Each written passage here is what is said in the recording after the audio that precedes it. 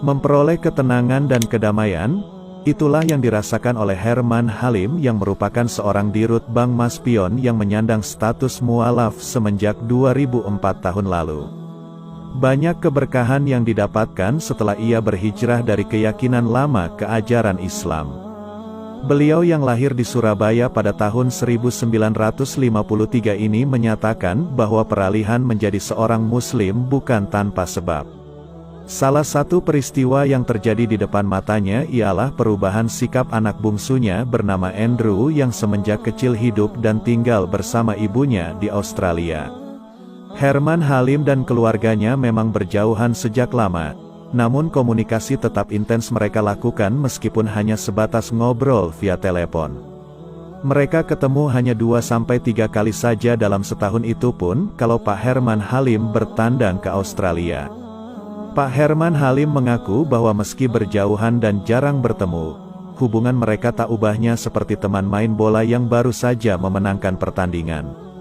Hubungan mereka selalu seru dan tak ada yang ditutup-tutupi.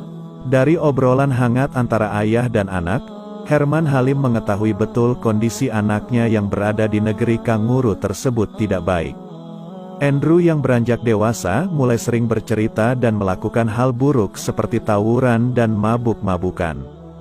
Saya merasa khawatir dengan sikap anak saya yang umurnya masih kurang dari 15 tahun namun sudah super nakal seperti itu. Tapi saya juga bingung karena tidak punya pegangan sama sekali. Terlebih anak saya yang satu ini bukan tipe orang yang mudah dibilangin jangan terus tidak melakukan. Dia harus memperoleh jawaban yang pasti dan mendapati argumen yang kuat untuk bisa diyakinkan, ungkap Herman Halim.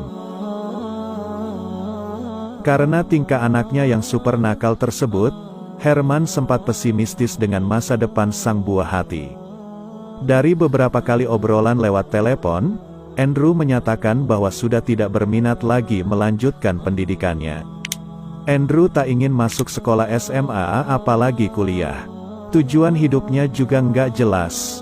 Beruntung walaupun memiliki watak sikap keras kepala, Andrew dan kakaknya tipe orang yang supel dan mudah bergaul dengan teman-temannya. Mereka tak mau hanya berkutat dengan teman-teman sesama orang Indonesia di Australia. Karena mudah bergaul inilah, Andrew mendapatkan banyak teman. Mulai dari anak asli Australia sampai rekan-rekan perantau dari Hong Kong, Singapura, Malaysia, Eropa bahkan dari negara-negara Timur Tengah seperti Irak, Iran, Lebanon dan beberapa negara Islam lainnya. Herman Halim menuturkan bahwa semenjak bergaul dengan banyak teman ini, Andrew sering diajak beribadah teman-temannya secara bergantian. Kadang ke gereja, di hari yang lain ke tempat pemujaan agama lain seperti Hindu dan Buddha. Sampai pada tahun 2000, Andrew menelepon sang ayah dan menyatakan keinginannya untuk memeluk agama Islam. Saat itu saya terkejut saat anak saya bilang, "Pa, aku mau memeluk Islam." Karena wataknya yang harus yakin betul untuk bisa berbuat sesuatu, saya tidak banyak bertanya soal niatnya itu. Saya hanya nanya, "Apa kamu yakin mau jadi Muslim?"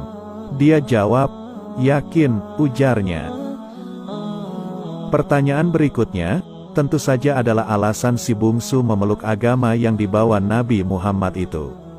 Tak disangka sang anak mampu memberikan jawaban yang sangat rasional. Dia bilang sudah baca kitab-kitab agama lain. Menurutnya dia, semuanya bagus-bagus. Namun saat hendak menyampaikan ke orang lain, dia bilang susah. Berbeda dengan ajaran Islam, kata dia, lebih mudah disampaikan, ungkapnya. Yang mengejutkan lagi setelah memeluk Islam, Andrew yang dulunya suka berkelahi dan berbuat onar bisa berubah 180 derajat. Sikapnya sangat ramah, santun, lembut dan alim. Takzim Andrew kepada sang ayah terasa kental sekali setiap bertemu maupun berbicara lewat telepon. Andrew bahkan mengutarakan